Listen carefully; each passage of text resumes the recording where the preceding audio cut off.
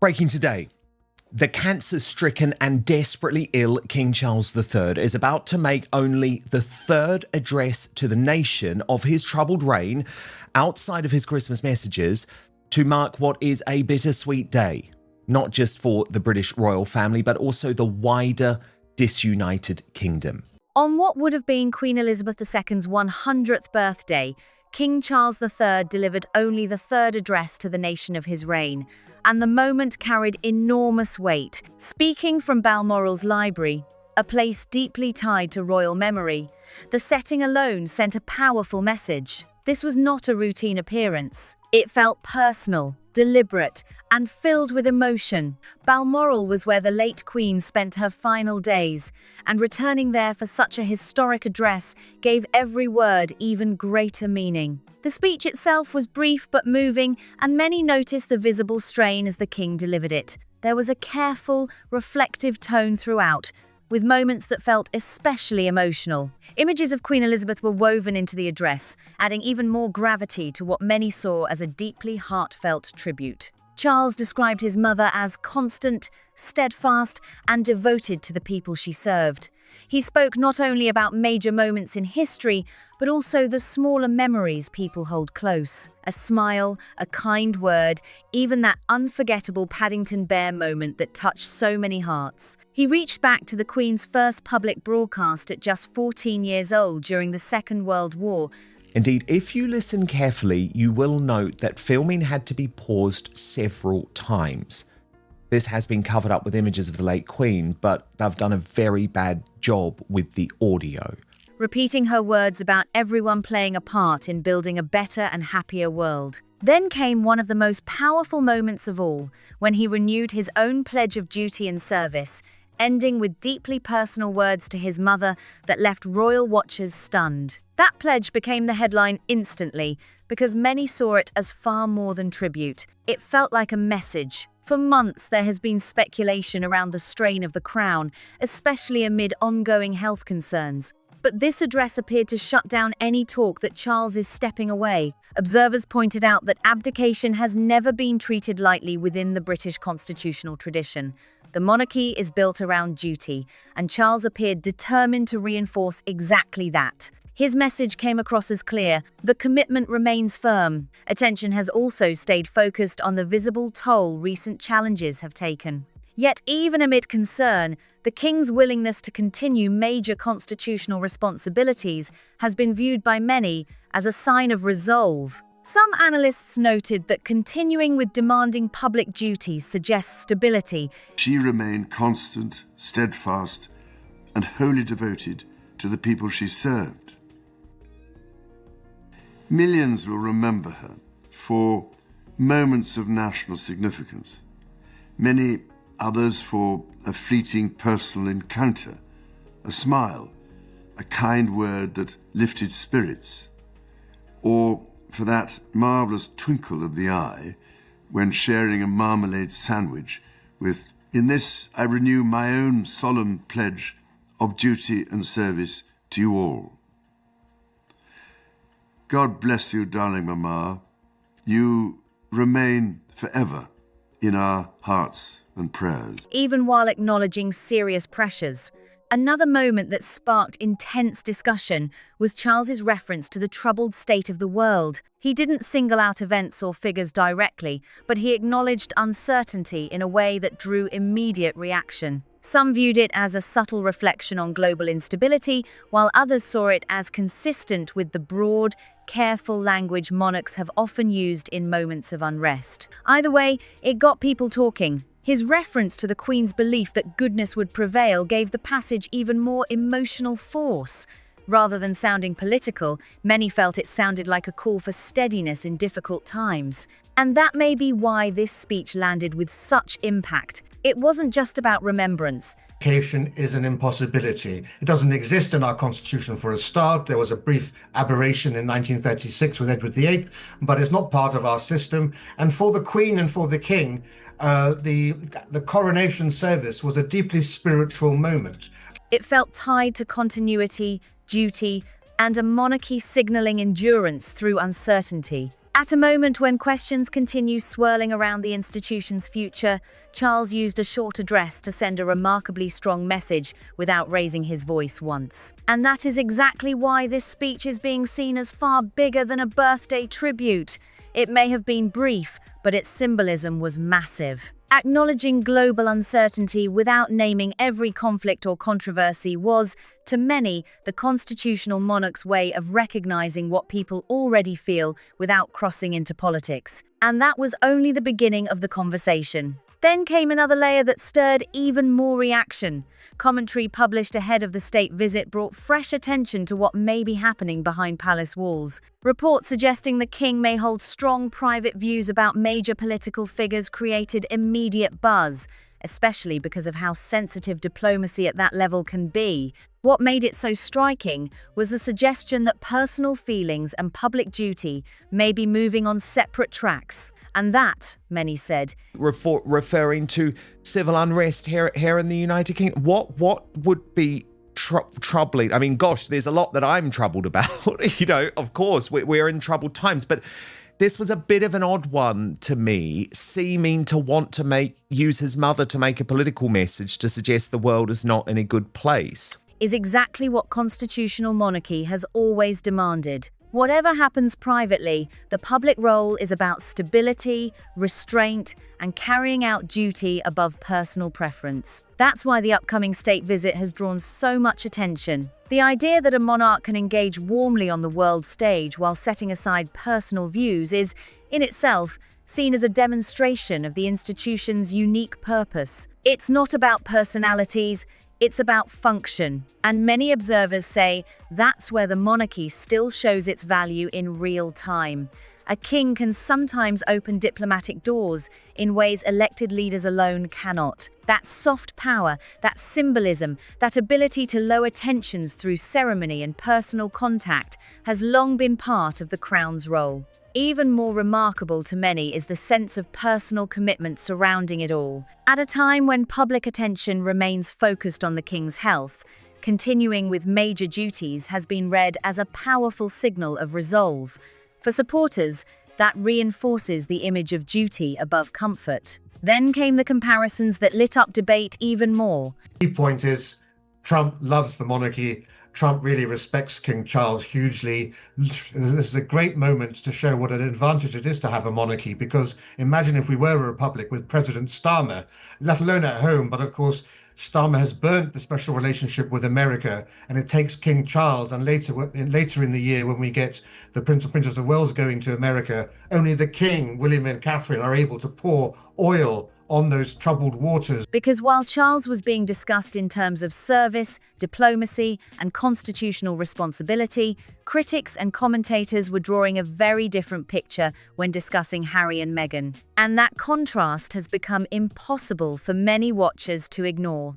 On one side, the image being projected is one of public duty, carried out with little concern for personal gain. On the other, critics argue there has been a blending of humanitarian branding, personal image, and commercial ventures that keeps fueling controversy. That contrast became even sharper during the same week. Charles renewing his pledge of service while conversations swirled around product launches and royal branding created a collision of narratives many called impossible to overlook. And that is why some commentators say this is about far more than family tensions.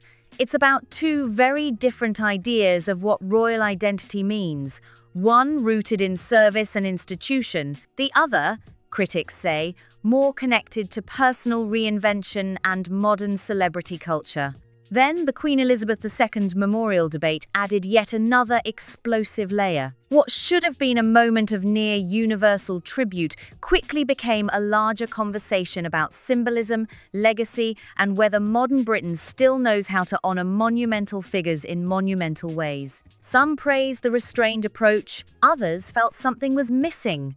For a monarch whose reign stretched 70 years and shaped generations, many expected a memorial with overwhelming scale and grandeur. And that criticism wasn't only about architecture, it tapped into something deeper. For many, the debate became about confidence, about whether institutions today project the same certainty they once did.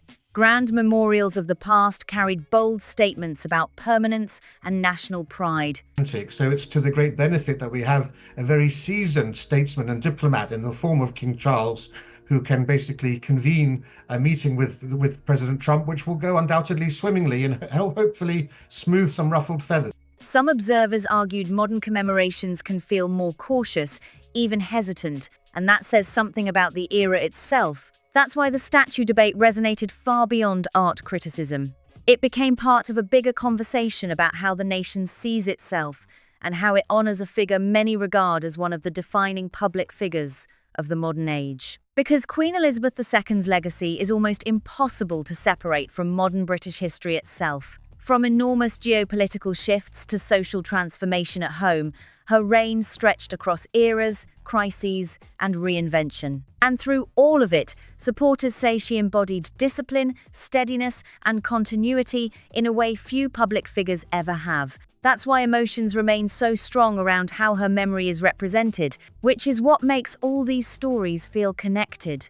The speech, the diplomacy, the comparisons, the memorial debate, they all seem to circle back to one question. What does the monarchy represent now? And right now, that question feels more alive than ever, because behind every ceremony, every speech, every symbolic gesture, there's a deeper struggle over legacy, identity, and what the institution becomes next. And that's why this story keeps growing. A lot of people said the memorial debate was never really about a statue alone. It became a symbol of something much bigger. Some critics mocked it with harsh descriptions online, saying it didn't reflect the scale of a 70-year reign at all, and that criticism struck a nerve. Because many felt Queen Elizabeth's legacy was too vast to be reduced into something that seemed understated. But what made King Charles's address so powerful was that he didn't try to list every achievement or turn her life into a historical checklist. He did something far more personal. He spoke of a smile, a kind word, even that unforgettable marmalade sandwich moment with Paddington Bear. And for many, that said more than any grand speech ever could. It suggested her greatness didn't need to be explained. It was already understood. That's why some felt the speech captured what stone and sculpture struggled to hold.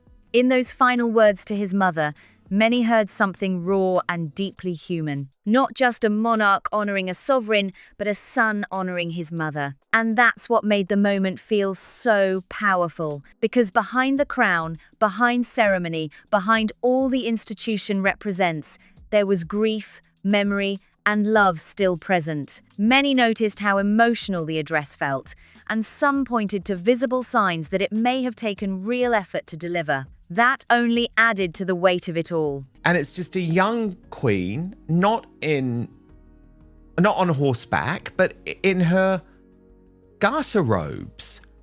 And I don't know why they've done this, Rafe, but you are deeply disappointed.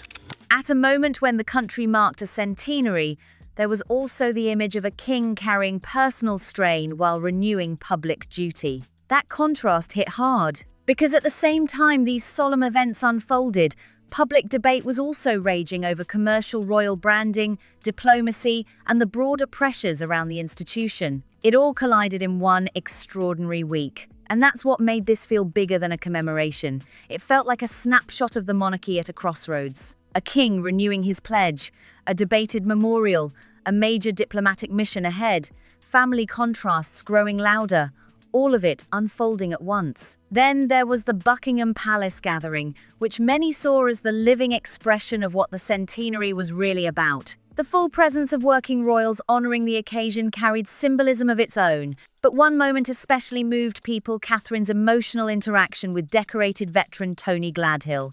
It wasn't staged. It didn't feel scripted. It felt real. The story that he attended in honor of a promise made to his late wife touched many deeply, and his exchange with Catherine became one of those rare moments where ceremony gave way to something deeply human. And people noticed the warmth in that encounter. Supporters said it showed royal engagement at its strongest, not performance, but presence, a public moment that still felt personal. Catherine's return to duties after her own major health challenge has added another layer to how many view her appearances now.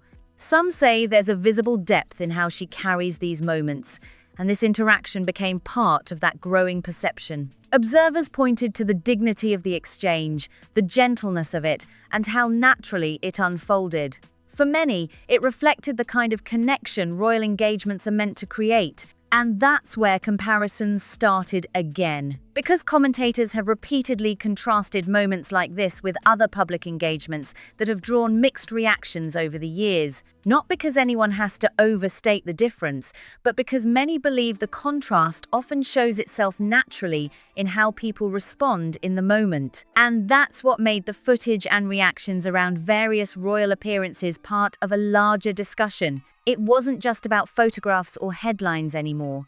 It was about authenticity, about whether an encounter feels genuine to those experiencing it. That conversation keeps growing because people notice these details. The way someone greets a veteran, the way they respond in unscripted moments, the way emotion shows up when cameras aren't the point. Those are the moments many say reveal more than official statements ever can. And maybe that's why this centenary week carried so much weight. It wasn't just about remembering Queen Elizabeth. It became, in many ways, a reflection on service itself. What does duty look like? What does authenticity look like? What does legacy actually mean when tested in real human moments? Those questions were everywhere beneath the ceremonies. And for many watching, the answers weren't found in monuments or headlines, but in small moments. A son's tribute, a quiet, emotional exchange at the palace, a renewed pledge of service despite visible strain. That is what made this feel so much bigger than royal pageantry. Because beneath the symbolism was something deeply personal, deeply human, and for many, deeply revealing about where the monarchy stands now. And that's why this story keeps resonating, because it isn't just about history being honored. It's about legacy being measured in real time. Revelations about Prince Philip quietly managing a serious illness for years have added a whole new layer to how many are looking at King Charles's situation now. For many observers, it creates a powerful historical parallel to royal figures carrying personal burdens while continuing public duty. What stands out is the shared theme of endurance. Philip was often seen as someone who faced difficulty with extraordinary privacy and discipline, and many now see echoes of that spirit in Charles, even if the approach today looks very different. Because Charles has chosen more openness, but the deeper story many point to feels familiar, a monarch continuing the role despite immense personal strain, determined to carry out duty as long as possible. That's why recent discussions about his health have become tied so closely to the centenary address and the coming state visit. To supporters, these aren't isolated moments. They're part of a bigger picture about responsibility under pressure. And that pressure looks enormous, because the idea of continuing major diplomatic obligations while undergoing treatment has only amplified perceptions of sacrifice. Many see that not as symbolism, but as a real demonstration of what the role demands. That's where the upcoming US visit has taken on even greater significance. It's being viewed not simply as diplomacy, but as a test of monarchy's unique role in moments elected politics alone may struggle to navigate. And that's where this story gets fascinating. Because many commentators say this is where the institution shows one of its least understood strengths, not in ceremony alone, but in quiet diplomacy. The argument is simple but powerful. A constitutional monarch can sometimes engage in ways political leaders cannot. Without campaign pressures, partisan battles, or electoral calculations, there's room for a different kind of conversation. And many believe that matters right now. Discussion around possible differences in worldview between Charles and major world leaders has only fueled that point further. Because whatever private views may exist, the expectation remains the same. Public duty comes first. That's the balancing act people keep talking about. A monarch may carry personal convictions, but the institution requires something larger: warmth in public, neutrality in tone, diplomacy above friction. And many say Charles is now being tested on exactly that stage. What makes it even more dramatic is that some see this not just as diplomacy, but as monarchy proving its relevance in real time. Because supporters argue this is where the Crown still does something few other institutions can do: preserve goodwill, lower temperatures, and keep relationships functioning when politics alone may struggle to do it.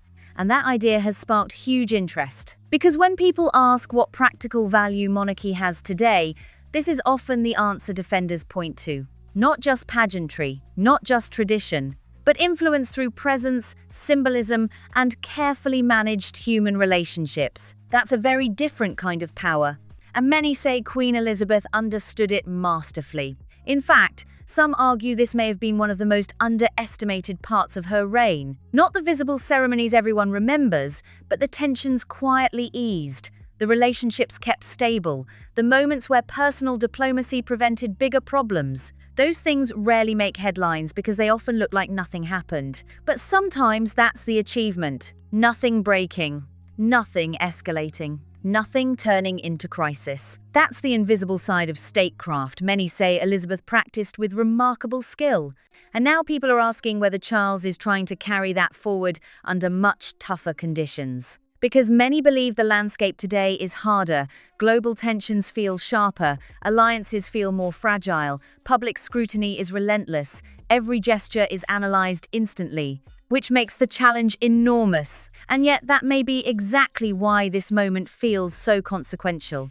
Because it's not just about whether a state visit goes well, it's about whether Charles can demonstrate the same quiet diplomatic value many believe defined his mother's reign. That's a huge expectation, and it may explain why even seemingly ceremonial moments are being watched so closely. Every handshake, every tone, every signal. People are reading meaning into all of it. Because beneath the protocol is a much bigger question. Can the monarchy still do what it once did at the highest level? For supporters, this visit may help answer that. For skeptics, it's a test. For everyone watching, it feels significant. And that's why the story keeps expanding beyond health updates or royal symbolism. It's become about monarchy, diplomacy, legacy, and whether Charles can prove the institution still holds a role only it can perform. And if he does, many believe it won't be through grand speeches or dramatic gestures. It will be through something quieter, the same thing people increasingly say defined Elizabeth herself: steadiness under pressure, warmth without surrender, influence without overt power. And if Charles can pull that off while carrying the personal burdens already being discussed, many believe it may become one of the defining moments of his reign. What makes this even more striking is that the deeper this story goes, the more it stops looking like separate royal developments and starts looking like one connected picture. The centenary tribute, the health concerns, the diplomacy, the questions about institutional strength, all of it feels tied together in a way that has many royal watchers saying something bigger is unfolding. Because at the center of it all is one unavoidable question: what happens when a monarch under visible strain is asked not only to preserve tradition, but to actively stabilize an institution facing pressure from every direction? That's where the conversation becomes explosive. For many observers, Charles is not simply carrying on the duties of a sovereign. He is doing so while managing expectations his mother shaped over 7 decades, and that burden is enormous. Queen Elizabeth wasn't just a monarch, she became the standard by which monarchy itself is measured. Every move now is judged against that legacy. And some say that may be why Charles's centenary address landed with such force. It wasn't only a son remembering his mother, it felt, to many, like a statement of continuity under pressure, almost as if he was saying the line has not broken, the duty has not changed, and the institution still stands. That matters because there has been growing discussion about whether modern monarchy can project the same steadiness in a far less stable world. And that question keeps surfacing in everything from the memorial debate to the diplomatic mission ahead. Take the state visit alone. Some see it as symbolic. Others see something much larger, a monarch stepping into a delicate international moment and using the oldest tools the crown possesses: presence, restraint, and personal diplomacy. That may sound ceremonial, but supporters argue it can have real consequences. Because history has often shown that tone can matter before policy moves. Personal warmth can soften friction before formal negotiations ever begin. And that's exactly why many believe Charles's role here is being underestimated. especially because he is doing this while under the weight of health concerns that would cause many others to step back. Instead, he appears to be leaning in, and for many, that says everything. Because monarchy at its core has always sold one central idea that duty is not conditional on comfort. That idea was embodied by Elizabeth. It defined Philip. And many believe Charles is trying to prove it still defines the crown now. But here's where the story takes another turn. Because while Charles is being framed through duty and institutional continuity, parallel headlines around Harry and Meghan keep feeding a competing narrative about what royalty has become outside palace walls. And the contrast keeps getting sharper. One side is being presented through sacrifice, constitutional function, and inherited responsibility. The other through branding controversies, public relations battles, and ongoing questions around commercial identity. Fair or unfair, that comparison is driving enormous discussion. Because to many royal observers, it raises a deeper issue than personalities. It raises the issue of meaning. What is royalty for? Is it service, symbolism, platform, personal brand? Those questions sit underneath almost every headline right now. And they may be why this story feels much bigger than a health update or a ceremonial anniversary. It feels like a struggle over competing definitions of legacy itself. Even the criticism around the memorial fed into that. Because people weren't only debating a statue, they were debating whether modern Britain still knows how to honor permanence in an age obsessed with reinvention. That's why reactions were so emotional, because it touched identity, history, confidence, memory. And then Charles, in that Balmoral address, seemed to cut through all of it with something almost disarmingly simple. Not politics, not grandeur, not institutions speaking about itself, but a son speaking about his mother, and that may be why it hit so hard. Because in one short address, all the noise seemed to fall away. And what remained was duty, loss, continuity, service. That is powerful, especially when paired with what many see as visible signs of personal strain. Because people respond differently when sacrifice feels real. And many believe that's part of why sympathy around Charles has shifted in noticeable ways. He is no longer being viewed only as the long-waiting heir who stepped into history late. Increasingly, some see him as a monarch being tested in ways few expected so soon. And that changes perception. Because struggle, when carried visibly and without complaint, can deepen public connection.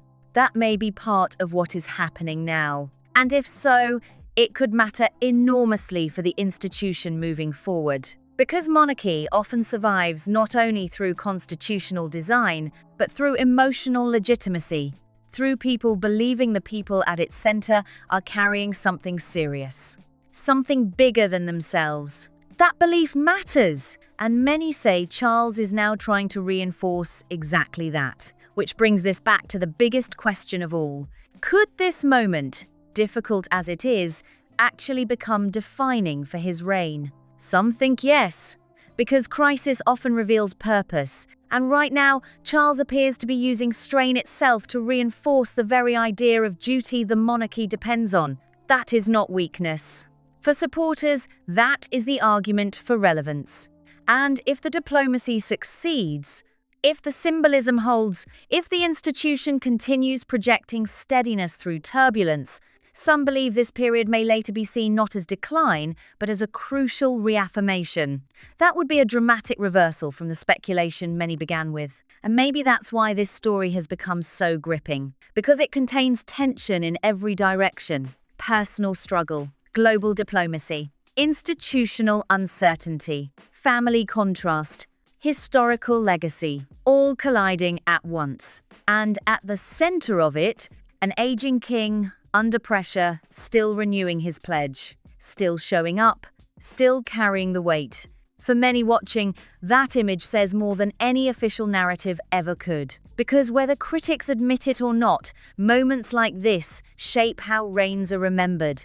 And this may be becoming one of those moments, not through spectacle, but through endurance. And in royal history, endurance has often mattered most of all. He is facing enormous pressure, And that's what makes this final chapter of the story feel so significant. This isn't a reign unfolding under calm conditions. It's happening amid unresolved royal tensions, institutional pressures, questions about succession, financial scrutiny, and a political climate many say is far more fractured than the one Queen Elizabeth navigated for most of her reign. And Charles is carrying all of that while dealing with personal health challenges that continue drawing global attention. That's why many observers say the weight on this reign is unlike anything people fully appreciate, because it isn't one issue, it's many, all converging at once. There are long-running family strains still generating headlines. There are questions about the future shape of the monarchy. There are debates about relevance, legacy, and institutional continuity. And over all of it sits the burden of following one of the most iconic sovereigns in modern history. That alone would be enough to test any monarch. But what has made recent events feel so dramatic is that Charles does not appear to be stepping back from that burden. If anything, he appears to be leaning into it. And many say that matters. Because critics have speculated for years about whether this reign could be shortened, reshaped, or overtaken by circumstance. But what the centenary address seemed to show was something very different: resolve. That's why so many royal watchers focus not just on what Charles said, but on what the moment itself represented. The setting at Balmoral, the emotion of the tribute, the renewed pledge, the unmistakable sense of personal gravity. It all felt larger than ceremony. Many saw not a monarch preparing to withdraw, but one reaffirming exactly why he intends to continue. And that is a very different message. Because in that moment, the conversation shifted from speculation about limits to recognition of commitment. And for supporters of the institution, that was powerful, very powerful. Especially because the symbolism of coronation duty still carries enormous meaning inside the monarchy. It is not viewed merely as office, it is understood as lifelong obligation, and many believe Charles made clear he sees it that way. Not as something conditional, not as something set aside when difficult, but something carried to the end. That message came through loudly. And maybe that's why even the criticism around the memorial outside the British Museum became part of a larger emotional reaction. Because many felt that monument could never fully contain what Queen Elizabeth represented. Some said it lacked scale. Others said it lacked majesty. But beneath all of that was one shared feeling: that her life was bigger than what any monument could capture. And maybe that's exactly why Charles's tribute resonated more than stone ever could. Because memory often lives more powerfully in feeling than in sculpture. And in those direct words to his mother, many believe the truth of her legacy came through far more clearly than any memorial design debate ever could. That was the real monument, some said. The tribute, the pledge, the continuity, and maybe even the sacrifice visible in the man giving it. Because this story, in the end, may not be about whether Charles can match his mother. That may be the wrong question. The real question may be whether he can carry the institution through one of its hardest modern chapters while staying faithful to what he believes the crown requires. And right now, many believe that is exactly what he is trying to do. Despite illness, despite scrutiny, despite pressures coming from every direction, he keeps showing up.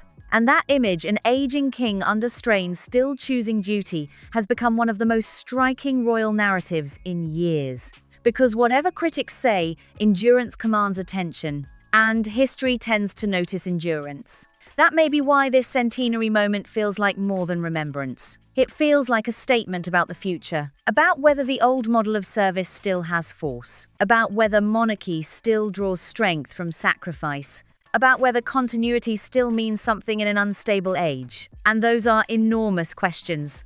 Questions still unfolding. Questions this reign may end up answering. But one thing is clear: what we saw at Balmoral did not look like retreat. It looked like resolve. And that may be the biggest takeaway of all. Because whatever challenges lie ahead, Charles appeared to send one unmistakable signal. The pledge stands, and And that is why this story has captured so much attention, because it's no longer just about royal headlines. It's about legacy being defended in real time. Let me know what you think in the comments, because this story has so many layers and people are seeing it very differently. If you enjoyed this breakdown, make sure to like the video, subscribe for more, and share this with someone following the royal drama. And don't forget to turn on notifications so you don't miss what comes next, because this story is far from over. Thanks for watching, and I'll see you on the next one.